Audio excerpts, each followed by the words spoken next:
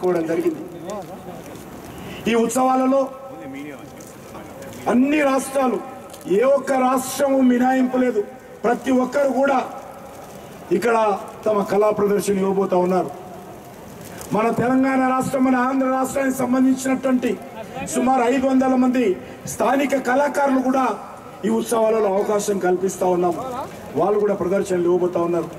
ముఖ్యంగా ఈ ఉత్సవాలు గిరిజన సాంప్రదాయానికి గిరిజన నృత్యాలకు అంకితం చేస్తా ఉన్నాం। నరేంద్ర మోడీ గారు చెప్పారు, దేశానికి స్వాతంత్రం వచ్చినటువంటి ఈ యొక్క 75 సంవత్సరాల పండుగ ఆజాద్ కా అమృత్ మహోత్సవ్ సందర్భంగా ఈ యొక్క ఉత్సవాలను మేము నిర్వహించాలి। దేశం కోసం పోరాటం చేసి మరి దేశ స్వాతంత్ర ఉద్యమంలో కీలక పాత్ర పోషించి అనేక మంది బలిదానమైనటువంటి చరిత్ర భారత స్వాతంత్ర చరిత్ర। ఆ చరిత్రలో చాలా మంది మహనీయుల యొక్క జీవిత విశేషాలు, పోరాటాలు, బలిదానాలు, త్యాగాలు ఇంకా ఈ తరానికి, యువతరానికి, నవతరానికి తెలియవు। ప్రధానమంత్రి గారు అందుకే ఈ యొక్క ఆజాద్ కా అమృత్ మహోత్సవ్ ఉత్సవాలను అత్యంత వైభవంగా, అత్యంత చరిత్రాత్మకంగా, అత్యంత చైతన్యంగా ఈ ఉత్సవాలను నిర్వహించాలనేటువంటి కంకణం కట్టుకున్నారు। దానికి భారత ప్రభుత్వం తరఫున మా సాంస్కృతిక శాఖ నోడల్ మినిస్ట్రీగా ఉన్నది। అందుకే ఈరోజు దేశమంతా కూడా అనేక రకాల ఉత్సవాలు నిర్వహిస్తూ ఉన్నాం। ప్రధానమంత్రి గారు చెప్పారు, ఈ యొక్క సాంస్కృతిక ఉత్సవాలను కూడా ఈ యొక్క ఆజాద్ కా అమృత్ మహోత్సవ్ సందర్భంగా స్వాతంత్ర సమరయోధులను, దేశభక్తి గేయాలను, 75 సంవత్సరాల స్వాతంత్ర పండుగను ఉట్టిపడే విధంగా ఈ ఉత్సవాలను నిర్వహించాలని చెప్పారు। అందుకే ఈ సందర్భంగా నేను మీ అందరికీ మనవి చేస్తున్నాను, ఈ యొక్క 75 సంవత్సరాల పండుగ సందర్భంగా ఈ సాంస్కృతిక ఉత్సవాలు మనం ఇక్కడ జరుపుకుంటున్నాం। అర్ధరాత్రి 12 గంటల వరకు కూడా ఈ సాంస్కృతిక కార్యక్రమాలు ఉంటాయి। అనేక రకాలుగా ఇక్కడ మనం స్టాల్స్ ఏర్పాటు చేయడం జరిగింది। అన్ని రాష్ట్రాలకు సంబంధించినటువంటి ఆహారపు అలవాట్లు, అన్ని రాష్ట్రాలకు సంబంధించినటువంటి మరి నృత్యాలు, అన్ని రాష్ట్రాలకు సంబంధించినటువంటి కళలు, పెయింటింగ్స్ కావచ్చు, అనేక రకాలుగా ఈ ప్రదర్శనలు ఏర్పాటు చేయడం జరిగింది। కొన్ని స్టార్టప్ కంపెనీలకు సంబంధించినటువంటి ఆలోచన విధానాన్ని కూడా ఇక్కడ మనము ఆవిష్కరణకు అవకాశాలు ఇచ్చాము। ముఖ్యంగా ఈ యొక్క కార్యక్రమంలో అనేక రాష్ట్రాల నుంచి వచ్చినటువంటి కళాకారులతో పాటు సంగీతం కూడా దేశభక్తి గారి సంవత్సరం మనము ఘంటసాల గారి 100 సంవత్సరాల యొక్క మరి ఉత్సవాలు నిర్వహించుకుంటున్నాము, జయంతి ఉత్సవాలను। అల్లూరి సీతారామరాజు గారి యొక్క విప్లవ వీరుడు, మన్య వీరుడు వారి 125వ జయంతి ఉత్సవాలు నిర్వహించుకుంటున్నాం। అదేవిధంగా ఇటీవల మన తెలుగుకు సంబంధించి తెలుగు గడ్డ మీద పుట్టినటువంటి బాలసుబ్రహ్మణ్యం గారు ఇటీవల స్వర్గస్థులయ్యారు, వారికి కూడా జ్ఞాపకార్థము ఇక్కడ నుంచి మరి పాటలు, సంగీతం ఉంటుంది। అదేవిధంగా సిరివెన్నెల సీతారామ శాస్త్రి ఇటీవలైన వారు స్వర్గస్థులయ్యారు, వారి జ్ఞాపకార్థం కూడా మరి కొన్ని వేలాది పాటలు, జాతీయ భావజాలంతో రాసినటువంటి పాటలు కూడా ఉన్నాయి వారి రచనలో కొన్ని, వారిని కూడా నివాళులు అర్పించే విధంగా కార్యక్రమాలు ఉంటాయి। అదేవిధంగా మన యొక్క దేశం కోసం పోరాటం చేసినటువంటి అనేక మంది అమరవీరులు కానీ, స్వాతంత్రం వచ్చిన తర్వాత మన యొక్క దేశం కోసం, దేశ రక్షణ కోసం, దేశ సమగ్రత కోసం, దేశ సమైక్యత కోసం బలిదానమైనటువంటి భద్రతా సిబ్బంది, ఆర్మీ కావచ్చు, కేంద్ర ప్రభుత్వానికి సంబంధించినటువంటి సాయుధ బలగాలు కావచ్చు, పోలీసులు కావచ్చు, అందరూ కూడా నివాళులు అర్పించేటువంటి కార్యక్రమం కూడా ఈ యొక్క ఆజాద్ అమృతోత్సవ సందర్భంగా, ఈ యొక్క సాంస్కృతిక ఉత్సవాల సందర్భంగా నివాళులు అర్పిస్తున్నాం। ఈ రకంగా అనేక కార్యక్రమాలు 3 రోజుల పాటు అనేక కార్యక్రమాలు ఉంటాయి। 3వ తేదీ సాయంకాలం అర్ధరాత్రి 12 గంటల వరకు కూడా ఉంటాయి। కాబట్టి నేను హైదరాబాద్ ప్రజలను కోరుతా ఉన్నాను, ఈ యొక్క అద్భుతమైనటువంటి కార్యక్రమాలను సందర్శించండి, చూడండి, ఈ స్టాల్స్ ను చూడండి। ఇక్కడ మరి కాశ్మీర్ నుంచి కటక్ వరకు, మరి అదేవిధంగా అనేక రాష్ట్రాలు, కన్యాకుమారి నుంచి కాశ్మీర్ వరకు, కటక్ నుంచి కటక్ వరకు, ఎక్కడ నుంచి ఏ రకమైనటువంటి సాంప్రదాయాలు ఉన్నాయి, ఆహారపు అలవాట్లు ఉన్నాయి, ఏ రకమైనటువంటి దుస్తులు ధరిస్తారు, ఏ రకమైనటువంటి కళలు ఉన్నాయి, అన్ని కూడా ఇక్కడ స్టాల్స్ ఏర్పాటు చేయడం జరిగింది। సుమారు 200 స్టాల్స్ వరకు ఉన్నాయి। కాబట్టి వీటన్నిటిని కూడా తిలకించాల్సిందిగా కోరుకుంటూ నేను మళ్ళీ 3 రోజుల పాటు ఉంటాను కాబట్టి గౌరవ పెద్దలు మన మార్గదర్శకులు ఈ కార్యక్రమాలను ప్రారంభించినటువంటి గౌరవనీయులు వెంకయ్య నాయుడు గారి యొక్క సందేశం ఉంటుంది. ఆ తర్వాత సాంస్కృతిక కార్యక్రమాలు కూడా కొన్ని మరి వారు ఉన్నంతసేపు కొన్ని నిర్వహించిన తర్వాత మిగతా కార్యక్రమాన్ని మనం ముందుకు తీసుకెళ్తాము. కాబట్టి మరొకసారి నేను భారత ప్రభుత్వ సాంస్కృతిక శాఖ తరఫున గౌరవనీయులు వెంకయ్య నాయుడు గారికి మనస్ఫూర్తిగా ధన్యవాదాలు తెలియజేస్తూ స్వాగతం పలుకుతూ, వారు మరి ఎంతో అభిమానంతో మన హైదరాబాద్ నగరంలో జరుగుతుంది, నేను సమయం ఇస్తానని చెప్పి వారు పెద్ద మనసుతో అంగీకరించి ఈ యొక్క సాంస్కృతిక మహోత్సవాలను ప్రారంభించడానికి అంగీకరించి వచ్చి ఆశీర్వదించినందుకు నేను మనందరి తరఫున వారికి మనస్ఫూర్తిగా హృదయపూర్వకంగా కృతజ్ఞతలు ధన్యవాదాలు తెలియజేసుకుంటున్నాను. అదేవిధంగా దత్తాత్రేయ గారు ఈ యొక్క నగరం ముద్దు బిడ్డ, మన యొక్క తెలంగాణ బిడ్డ, మన తెలుగు బిడ్డ, మరి వారు కూడా హర్యానా గవర్నర్గా చాలా అనేక రకాల ప్రత్యేక కార్యక్రమాలు ఉన్నప్పటికీ కూడా మన నగరంలో జరుగుతున్నాయి. మీరు రావాలి అంటే ఏమాత్రం వారు సంకోచించకుండా వారు కూడా అంగీకరించి ఈ ఉత్సవాలలో పాల్గొంటున్నారు. వారితో పాటు ఇక్కడ మన శాసనసభ్యులు, లేకపోతే మన మాజీ శాసనసభ్యులు, ఇక్కడ అనేక మంది గౌరవ పెద్దలు, అతిథులు చాలా మంది వచ్చారు. మీ అందరికీ వచ్చినటువంటి అతిథులందరూ కూడా పేరు పేరున నా తరఫున ధన్యవాదాలు కృతజ్ఞతలు తెలియజేసుకుంటున్నాను. అదేవిధంగా మా సాంస్కృతిక శాఖ అధికారులు కానీ, రాష్ట్ర ప్రభుత్వానికి సంబంధించినటువంటి అధికారులు కానీ, పోలీస్ అధికారులు కానీ వారందరూ కూడా ఈ యొక్క కార్యక్రమాలు విజయవంతం చేయడం కోసం ముందుకొచ్చారు. ఈ 3 రోజుల పాటు అందరి సహకారం, ఎందుకంటే చాలా పెద్ద ఎత్తున ఉత్సవాలు జరగబోతా ఉన్నాయి. అనేక మంది అమ్మాయిలు అబ్బాయిలు అనేక రాష్ట్రాల నుంచి, గిరిజన ప్రాంతాల నుంచి వచ్చారు. ఏక్ భారత్ శ్రేష్ఠ భారత్ అని ఇక్కడ హైదరాబాద్ సంస్కృతి ఏంది, రాజస్థాన్ సంస్కృతి ఏంది, ఈరోజు వాళ్ళ ఆలోచన విధానం ఏంటి, ఒకరికొకరు అర్థం చేసుకునేటువంటి ప్రయత్నం చేయాలి. అందుకే నరేంద్ర మోడీ గారు చెప్పారు, ఏక్ భారత్ శ్రేష్ఠ భారత్ కింద అన్ని రాష్ట్రాలలో ఈ కార్యక్రమాలు జరగాలని. మొదటిసారిగా మరి భవిష్యత్తులో మళ్ళీ ఎప్పుడు జరుగుతాయో చెప్పలేము. అద్భుతమైనటువంటి కార్యక్రమాలు, దీని అందరూ కూడా తిలకించి మన యొక్క సంస్కృతిని, ఆచార వ్యవహారాలను తెలుసుకోవాల్సిందే కోరుకుంటూ, నేను మరొకసారి గౌరవ పెద్దలకు, వచ్చినటువంటి అతిథులకు, సోదరి సోదరుమణులకు నేను హృదయపూర్వకంగా కృతజ్ఞతలు ధన్యవాదాలు తెలియజేసుకుంటూ సెలవు తీసుకుంటున్నాను. భారత్ మాతాకి జై, వందే మాతరం.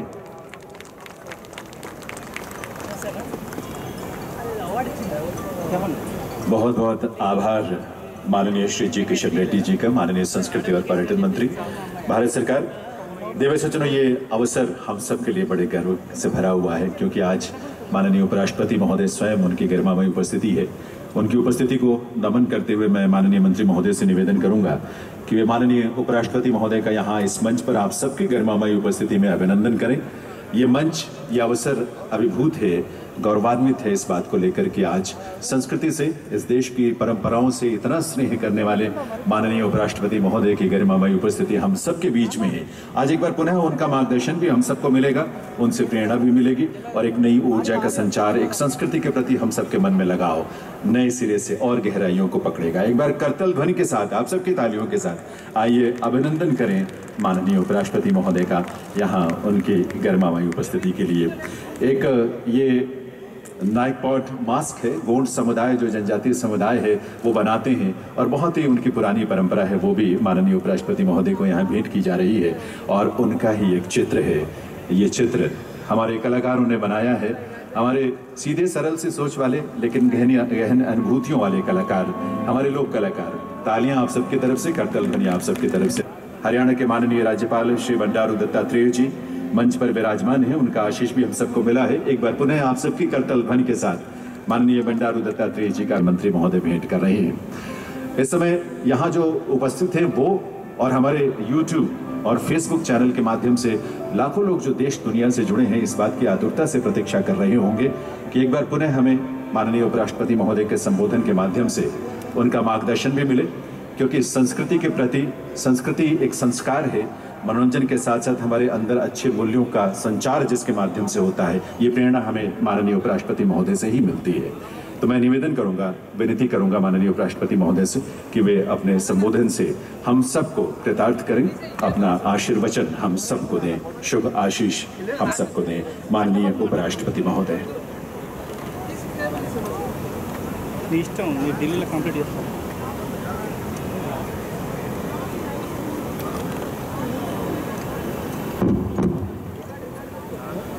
केंद्र सरकार में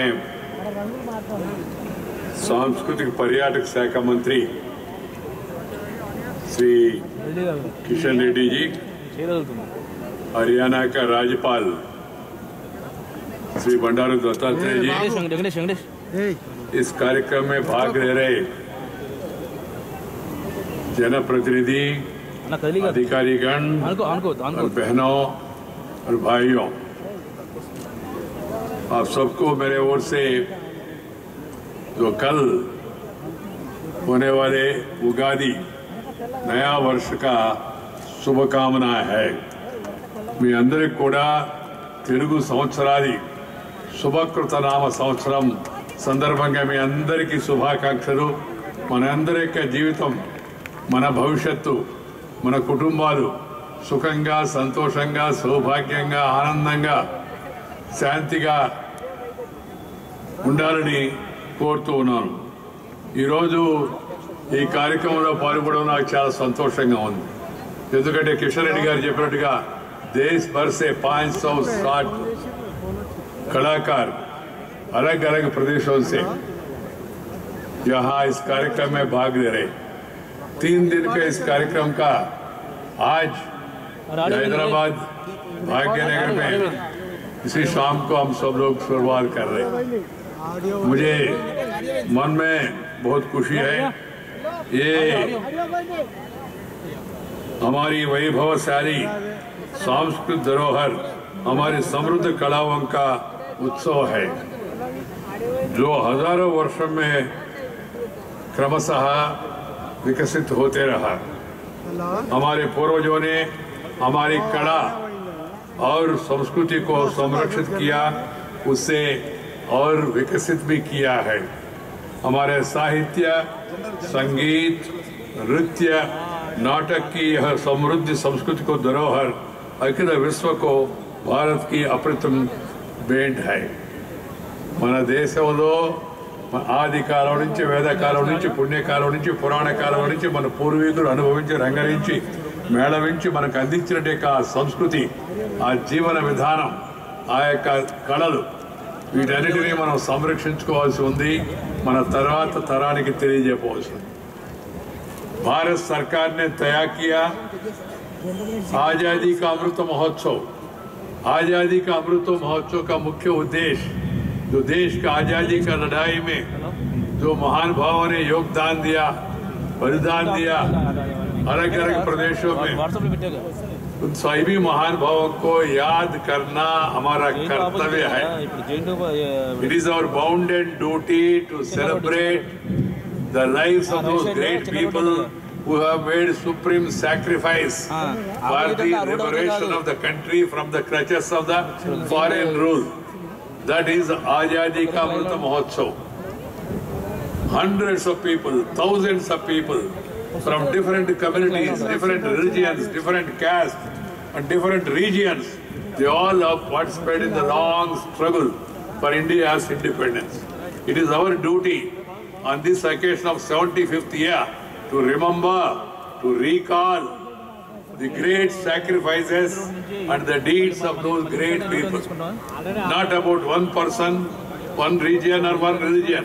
All these thousands of people who made their sacrifice in their own way. We should revisit their lives, recall their sacrifices, and then tell our youngsters this is what they have done, and we all should follow their path. At the same time, we should also preserve our culture, our heritage, our traditions. This is the twin purpose of this festival. One is Azadi Ka Amrit Mahotsav, और दूसरा भारतीय संस्कृति का परिरक्षण। इसलिए महत्वपूर्ण योजना है। सांस्कृतिक विभाग को अभिनंदन देना चाहता हूं, उन्होंने अच्छा कार्यक्रम का आयोजन किया है। We are a country with great civilization, very old civilization. Indian civilization is very old and it is surviving because of our principle of Sarve Jana Sukhino Bhavantu, Vasudaika Kutumbakam. Entire universe is one family. This is our tradition, this is our culture, this is our thinking. We don't want to attack any country. We don't want to monopolize the power like some countries are trying or tried earlier. We want entire world and humanity to live in peace and harmony and happiness. That is the greatness of Indian culture. Bharatiya Samskriti, Haindava Samskriti, Prapancha Samskritilo kanta utkrishtamainadi, unnatamaindi. అందుకే అది ఇన్ని సంవత్సరాలు ఎంత దాడులు జరిగినా అది వాళ్ళ ఉన్నది అంటే దానికి కారణం Athens, Greek, Egypt, Roman. We have heard about other civilizations also.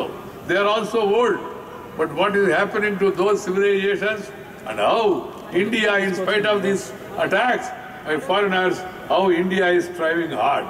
Today, India is again on the move. Thanks to the initiative of our great people from various walks of life, and particularly youngsters, we are making progress in every sector. India is marching forward, and I am sure it will become superpower of the world with the efforts of the people. That is our wish. We don't want to become superpower to capture power and rule over others or boss over others. We don't believe in colonial rule. We want everybody to live in peace and harmony, as I told you.